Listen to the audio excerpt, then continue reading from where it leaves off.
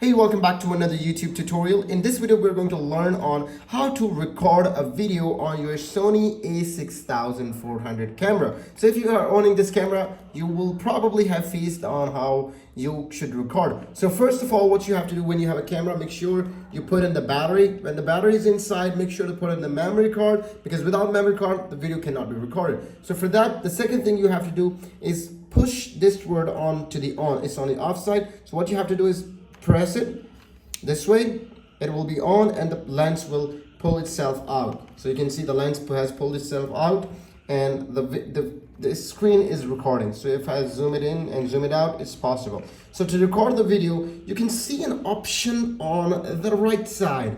It's really hidden from the masses. So on the right side, if you click this button when your camera is on, if you just press it this way, you can see the option of recording, REC.